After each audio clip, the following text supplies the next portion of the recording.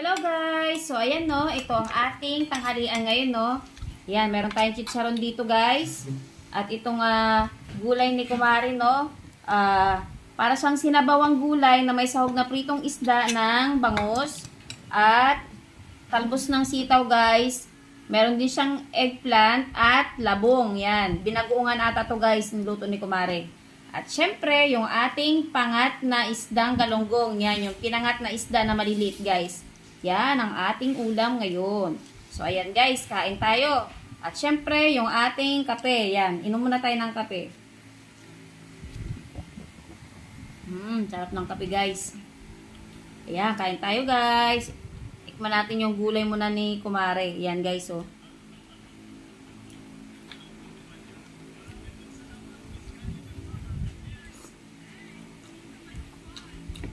Ayos naman yung gulay ni Kumare ko. Shout out sa'yo, Mare, kay Kumare kong Jelly, no? Yan, thank you sa bigay mong gulay. At syempre, yung ating pangat, ito, sili, guys, oh. Sarap ng sili kasi maliit pa. Tanim to doon, eh, pero may ahang na siya konti. Yan, ito ang ating pangat. Pagdating dito, guys, sa isda nating maliliit kasi ito, kailangan maingat tayong kumain ng isda para kung walang ilaw, matinig tayo, eh. Masarap tong pangat na to guys.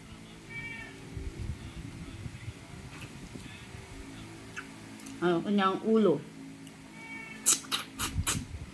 Yan, yun yung masarap gawin dito guys sa ulo ng mga isdang ganito mga pangat, no? Pag sinisip-sip na nandun kasi lahat ng lasa.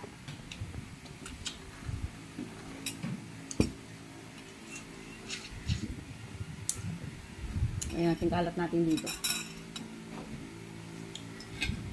Collagen to guys pag mga ganito eh.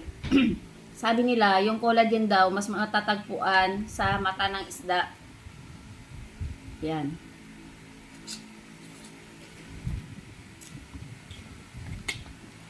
Yan, eggplant. Charon. Crunchy guys. Yan, kain tayo guys ha. Kain tayo tanghalian. Tanghalian at almusal na.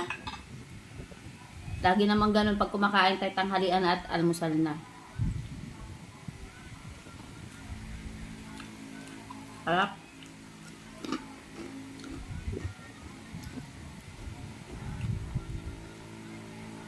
Mukbang tayo. At so ayan lamang guys, no? Tapusin ko lamang po itong aking tanghalian. And thank you for watching and bye-bye!